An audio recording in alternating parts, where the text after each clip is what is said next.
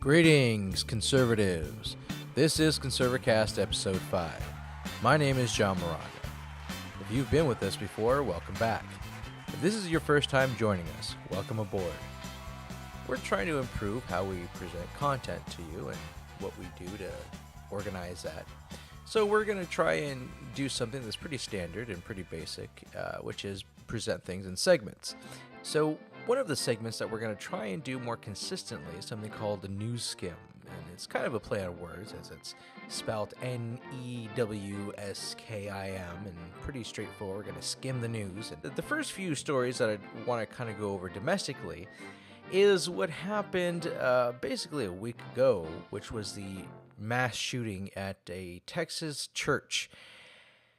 And immediately after that, there was a little bit of a controversy or uproar of its own in reporters or quote-unquote journalists giving some condescending remarks towards those who would send their quote thoughts and prayers to the victims of the shooting and those who are still alive or and suffering. And so there were, I'm not going to name names, but there were, because there's just too many to count or to remember, but basically there was a theme, or if you will, talking points of undermining the sentiment that's given by politicians or public figures to send their thoughts and prayers to victims.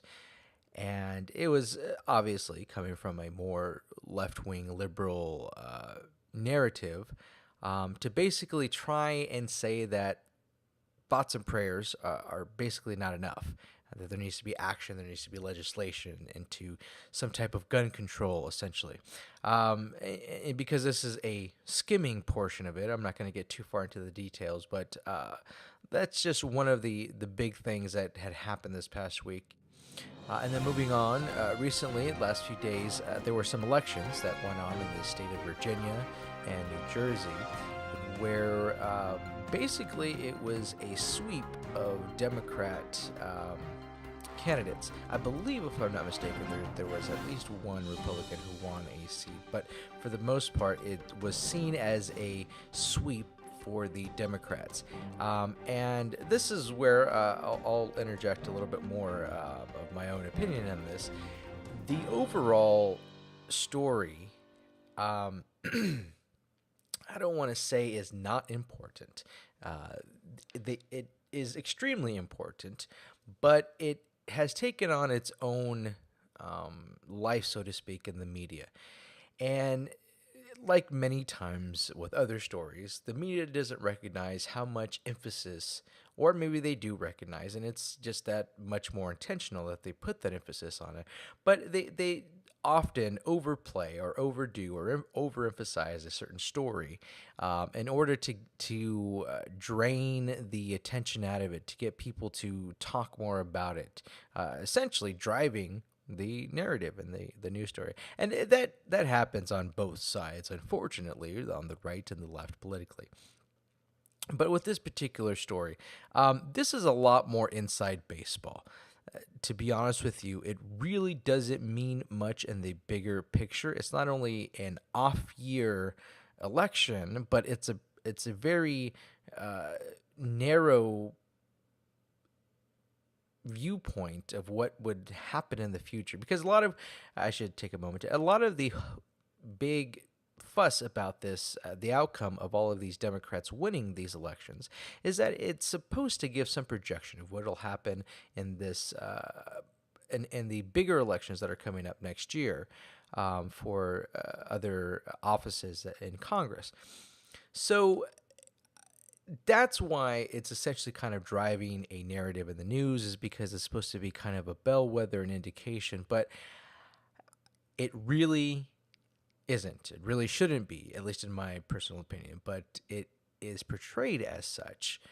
There's a lot more inside baseball, mainly because Virginia has always been, in my opinion, a little bit more full of itself and thinking that it has as much political clout and influence as it does. And it historically had a lot more than it does now. And then New Jersey was another state. Now, to be honest with you, I don't know too many Republicans or conservatives who actually thought that Chris Christie, the current and outgoing governor of New Jersey, actually left a good taste in people's mouths for the Republican or conservative brand by any means. He was a not very successful candidate in the Republican primary for president this last go around, and for good reason. He really didn't have good numbers, approval rating numbers in his own state, even among his own party and people who essentially had voted for him. So it wasn't as though there was a primed, comfortable relationship with the people of New Jersey and the Republican Party or anybody who would run on that ticket. So again, there's a lot of reasons to not read too much into what's just happened into these elections, but it makes for political news fodder for those who are political news junkies or just inside baseball conversations. And ultimately, they will have some effect in the bigger picture. But typically in politics, nothing happens from just one event. And I say usually because there's always outliers. But typically,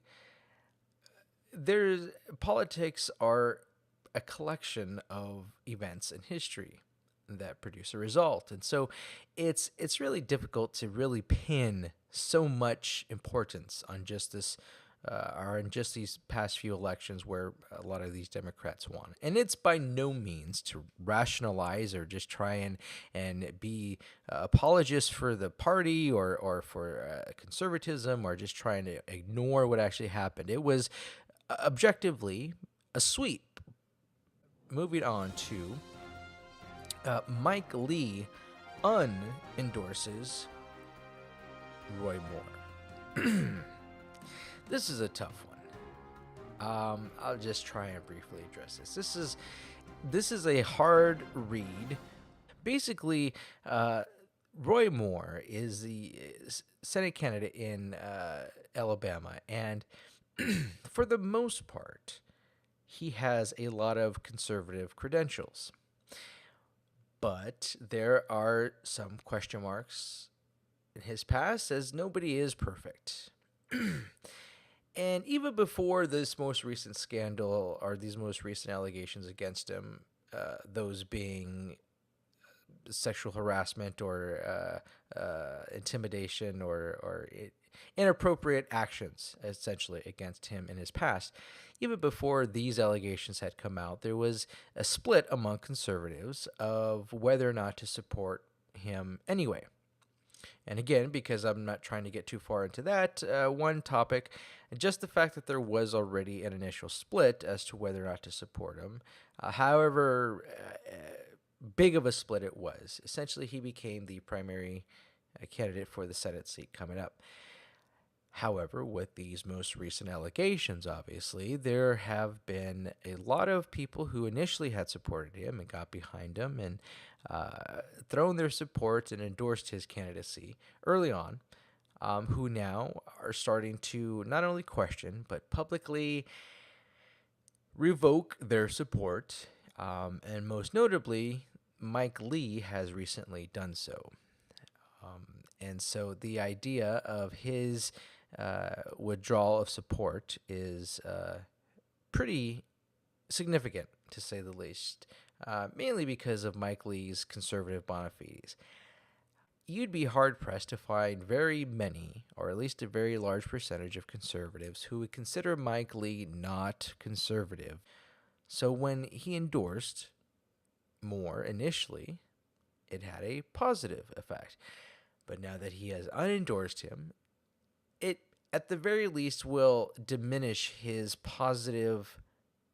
initial positive endorsement, if not outright take it away and cause people to then question whether they will support any other candidate or simply still remain behind Moore. So that in and of itself is now an ongoing mess that I think is more of a story than what has happened most recently with some of these more predictable and, in my opinion at least, insignificant elections in Virginia, New Jersey, and where Democrats mainly won.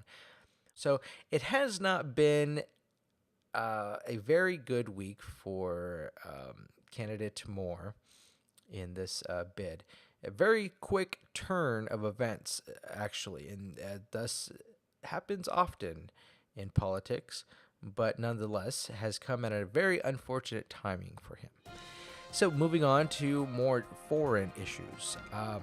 Apparently, now the military has moved 3 aircraft carriers into the Pacific as part of annual exercises that they have typically do with North Korea, or excuse me, South Korea rather. Wouldn't that be something if they actually conducted exercises with North Korea? No, they typically do various exercises with different allies, and at this time, these exercises have been apparently pretty beefed up.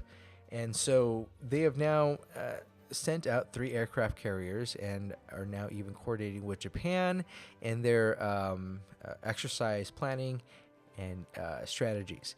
So this is definitely a flexing of muscle to North Korea to demonstrate a show of force and a commitment to stay engaged with the allies in the region. And then moving on to Israel, we have the U.S. and Russia have apparently come to a deal to essentially kick out Iran from Israel. Most specifically, the Golan Heights. For those of you familiar with it, if you're not, it's pretty easy to find a map of where that might be in the northern area of Israel. And essentially, they have come to some agreement to remove these elements from Israel. It's an interesting deal to find out a little bit more about, to keep our eye on as to the details of that. But at least for the time being, the outcome of that deal is to remove elements of Iran out of the Golan Heights in Israel. How that's actually carried out, we shall see, but as of now, it's a very interesting agreement between the U.S. and Russia to do such a thing. And over at the UK, they're having a border dispute as they are trying to exit the European Union, otherwise known as Brexit. And without getting too far into that issue specifically, basically, their dispute is over where to apply the border of Northern Ireland and Ireland. And for those of you who are not familiar with that geography, basically, the United Kingdom is made up of a few different islands known as Scotland, Wales, and Northern Ireland. And the entire island that Northern Ireland is on also composes the independent nation of Ireland. And so it gets a little bit confusing if you're not too familiar with that part of the world and that geography. But basically, because the UK, the United Kingdom, wants to leave the financial engagements or the economic engagements of the EU, but Ireland itself is going to remain a part of it, it gets a little bit tricky when you're trying to separate the interactions on one island, such as the island that is home to Northern Ireland and Ireland. And so again, that in of itself is what they're trying to iron out as they officially exit the European Union, as they voted on previously. So that's a brief overview of some of the top stories that we found pretty significant and of interest. So hopefully that segment can improve as the series progresses and we can fine-tune that a little bit more. Hopefully that's something you're able to get something out of. Moving on to a simple topic entitled Information Overload. Now, this is something that has been discussed by many others, obviously. I'm not the first, and I won't be the last, but I think it's pretty important to kind of revisit this if you haven't already, or if you haven't given this some serious thought. Basically, we are inundated every day with information. And increasingly, the rural environment is getting further and further pushed out and being consumed by either outright urban or suburban neighborhoods, which also very much include a lot of the inundation of information. And I'm not even just talking about turning on the news or listening to things. I'm saying just the psychology of walking around a town that has neon lights as signs. The idea of basic 101 marketing techniques that are employed just to get your attention. If we consider that before we even think of turning on our computer or looking at our smartphone, just the world around us has so much information for us to take in and consume that we then enter our quest for news information, whether it's political or entertainment, whatever. When we look on our desktops or open our smartphones and open up various tabs and look at our favorite websites or visit different areas of the web, we understand that at every click, at every swipe with our finger on our smartphones, or every single screen is screaming at us. So, before we even look at the content of what we desire to look at, we have a massive amount of peripheral messaging going on. Most Americans live in neighborhoods where there is a lot of information just in the world around them. Then they get to their devices and they see pages upon pages of information they don't intentionally care to look at or intake, but it's there. Well, once they get on a Google search of sorts, then they find a video to watch or they look at a recipe to find. Every page that they look at will lead them to a different page. And so they start getting bombarded with how many recipes of turkey can I find on the internet? And then it's not only the turkey, well, there's stuffing that you need to get from the gizzards, and so you've got to put that aside in order to prepare your stuffing. Well, you can't make a good Thanksgiving dinner without a good stuffing. That's the intentional overload of information. So before we even get to that, we have so much unintentional information given to us and thrown at us.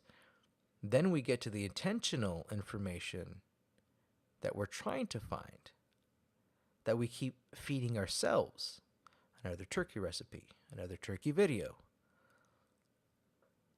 Essentially, we become the turkey, right? That's just an example of how that kind of consumption of information takes place.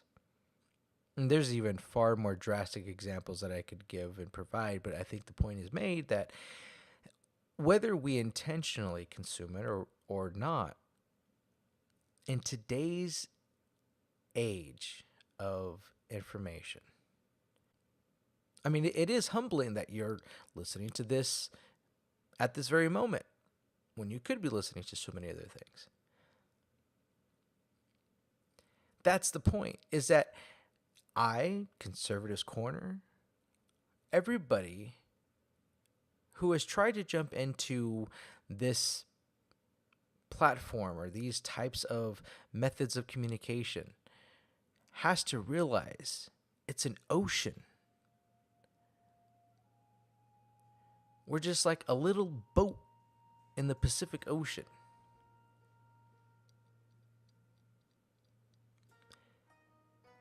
Because before, people only had the unintentional. Actually, I shouldn't say only, but the vast majority of information that was provided was just unintentional. You couldn't control what was on TV. You couldn't control what was printed on magazines in the grocery stores as you checked out. You couldn't control any of that. Now, we have the ability to change the tab of our window, or to add tabs, close tabs, open a whole nother window with a whole nother set of tabs. And we don't have to necessarily stay on one area. So that just makes that intake of information that much more. And that's why this topic is called information overload. There's just, I don't have to provide many more examples. In your own life, in your own experiences, you can think of them. Now, the problem is, how do we navigate that ocean? How do we sort through and discern what we should be consuming? What is beneficial? What's in our interest? When I say our interest, that could be the individual, that could be the collective. But if we don't even take a moment to think what is in our best interest, then all we're doing is basically drowning in that ocean, because we don't have sense enough to try and find some way to not drown, right? It's in our interest to not drown. So it should also be in our interest to not be overwhelmed and overloaded and consumed with so much information that we essentially have no bearing of what we are intaking. And interestingly, this is what can drive some people very, very sad, because there's just way too much to try to process at any one given time. And when I say too much, I'm talking about unhealthy things. It's different if we're in a academic environment and we're just being consumed by information of facts and research and analysis. That's different. That's a different kind of information overload. Whether you're in medical school or law school or any type of training that requires a very heavy, intense study, that's a different type of information overload. I'm talking about that and a million times more than that. And the fact that we are expected to try and sort through as much as we are without guidance, without a professor at a university or a peer review study, which even that, arguably, those sources can be questioned, but at least there's some basis to give a serious consideration. It is imperative that we use and understand that information responsibly, reasonably. It is human nature. It is very easy to take information and make connections that may not be necessarily there. Because we see similarities, we see correlations, but we don't necessarily know that they're causations. A distinction that maybe for another time we'll get into and give examples and all. But basically, if we don't necessarily know something is directly related, it's pretty easy and common for human beings to fill in the blanks. If it's not directly connected, then we can stretch things. Another example of that, of how and why that is a bit of an overload, is social media, right? On social media, you don't have necessarily an authority providing you that information. You have thousands of people who can post things. And I don't mean just thousands who are online or in social media. I'm talking about in most people's reach, you can see thousands of people's posts, comments, likes, notifications at any given time. As you're just on Twitter, Facebook, Instagram, any form where there are other thousands, tens of thousands, millions, and essentially now Facebook has, I think, gotten up to a billion. If I don't know the stats, but it's a ridiculous amount of people. Each person could have potentially up to thousands of people show their posts to each other. Those numbers quickly multiply. Social media was not a factor even 10 years ago. It was around. There were chat rooms. There were ways to get a hold of each other. I remember seeing the movie with Sandra Bullock a long time ago. Well, now it seems like a long time ago, back in the 90s, called The Net, or Net. I think it was called The Net. And it was a bit ahead of its time in the sense that it showed little emojis as chat figures or chat images or instant messages for Sandra Bullock's conversations that she was having with her friends. Now that's just the standard, right? We can create our own pictures. We can post our own images for what we want to represent our face or our avatar or whatever. And it's not just the computer geeks. It's not just the nerds. It's not just the small percentage. We're talking about a worldwide connected communication form. Now, this whole thing in the last few years about fake news. Fake news is essentially a result of what some would consider this information overload. Basically, those who would want to take advantage of this chaos, this overconsumption of news and information.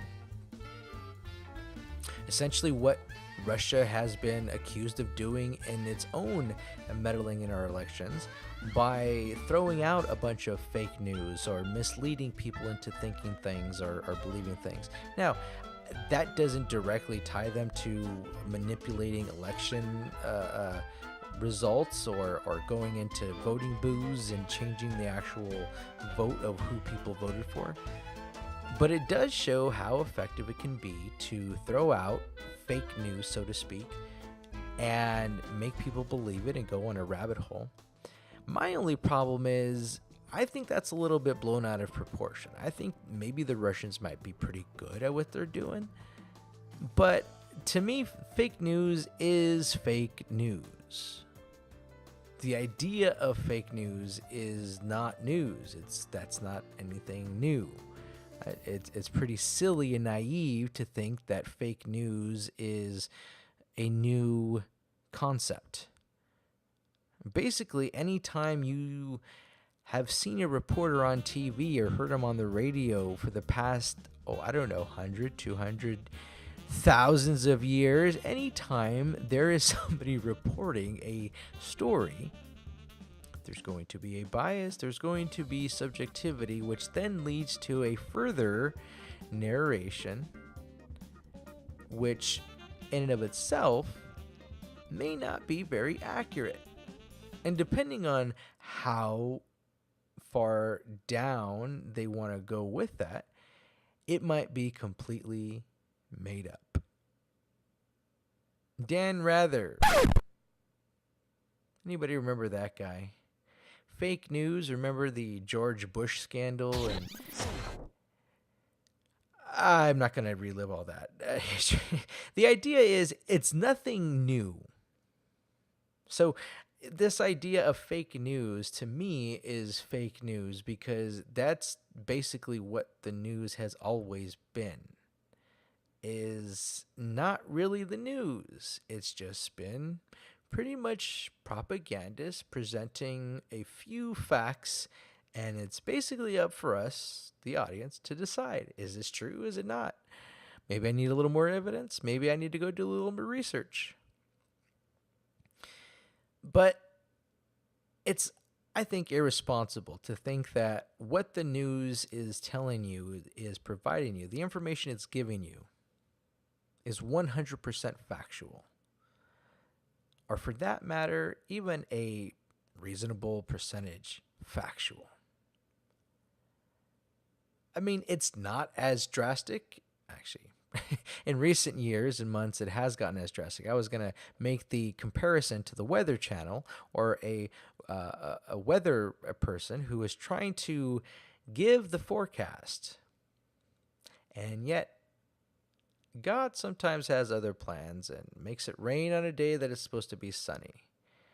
Because that's just the way things go when you're trying to control the winds and the rain by presenting a forecast to an audience and then not having it actually be that way. Now, obviously, that is literally outside of the weather person's control. And there's actually even more justification and excuse for them to not be right and accurate. It's important that we try to engage with a full toolbox. But to be honest, it's really difficult to point to how to acquire the right tools.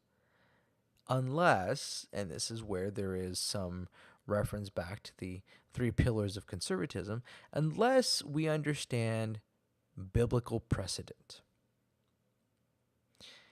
And without going too far down that rabbit hole, what I want to address with that is just there is a reason, I believe, conservatives have referenced and drawn back to biblical scriptures to be their guide in how to conduct and how to form certain laws and civil and social norms.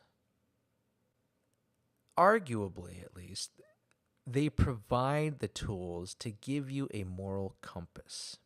Now, that sounds cliche. That sounds cheesy. That sounds simple. That sounds... It sounds that way because ultimately it really is that simple. But unfortunately, that's also been a detriment. Because we don't necessarily want to do what we know is the simplest path for us. Again, something like part of our human nature to not conform to that. But if we understand that the Bible itself lays some pretty strong, effective principles, then to me, I think those are the tools to navigate that massive ocean of information, that overload of intake, mainly by having a specific moral compass based on biblical precedent. Again, another area of discussion that I can maybe pick up on at a later time, but just understanding that we have so many options and so many ways of how we can consume our information that we should try to do so a little bit more responsibly, and perhaps that might be a little bit of a change in how the greater approach to things might come out. So those are just a couple examples of how we might navigate that huge ocean of information that we're constantly bombarded with in our day and age today. Obviously, it's not going to change the world in and of itself, but at least we could try to be a little bit more responsible and more focused with how we acquire that information. Many of you who are listening to this already do these things and already are very responsible with that, and you completely get it. But it should definitely be reinforced, and a reminder it never hurts, and to hopefully try and have this discussion with others and remind them and demonstrate to them why it's important to try and stay focused on what the information they're consuming is. Get with the times, Grandpa. You know, it's interesting.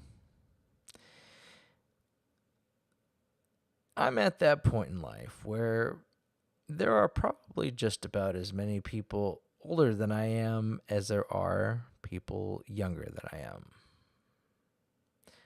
I won't be at this point much longer.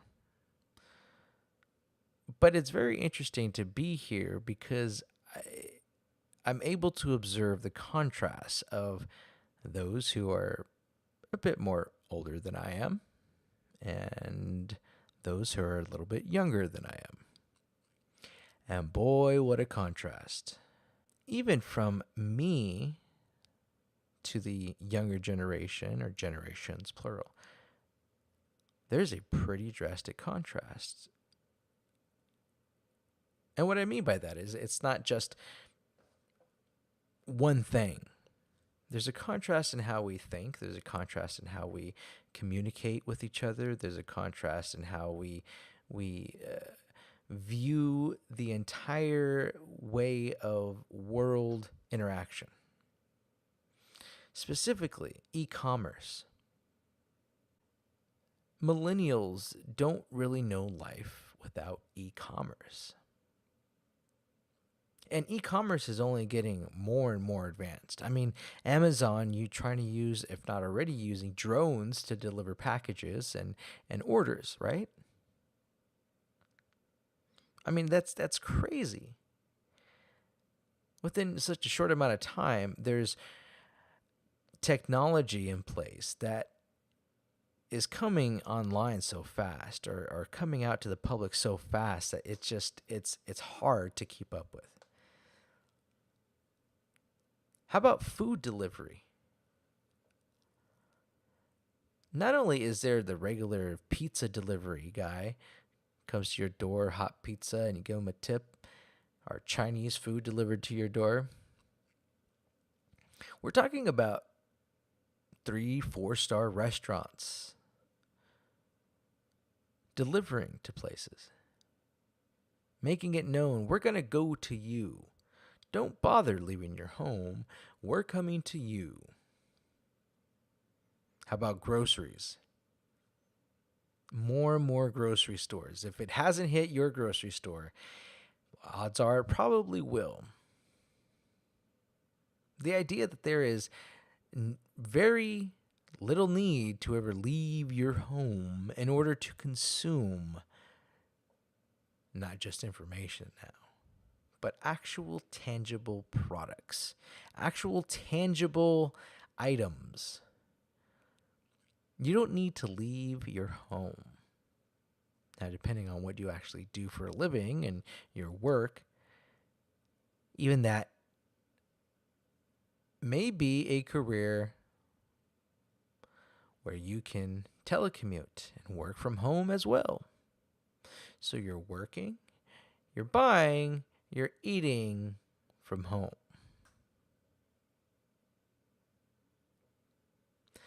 This is, if not where we're already at, I guarantee you, in about a generation or two, meaning 20, 40 years tops, things are going to look a lot different in the commerce world, in the public storefronts. And so I titled this topic, Get with the Times, Grandpa, because I already feel as though I am ignorant to so many things of technology and advancements that it's an even bigger contrast to those who are just slightly older than I am, to those who are slightly or much younger than I am. And so it is a bit of an adjustment. This happens throughout history, but I think it's just even more pronounced now. I think it's just even a greater contrast that we're experiencing and seeing from an older generation and a newer generation, mainly because of the bombardment of this kind of technology or these types of ways of consumption. Times are a-changin', folks, and they're changing fast. I carry a gun because a cop is too heavy. Well, folks, thanks for joining us once again. If you've gotten something out of this, please consider subscribing at conservativescorner.com. We can't do this without you, so please consider investing a contribution at conservativescorner.com. conservativescorner.com.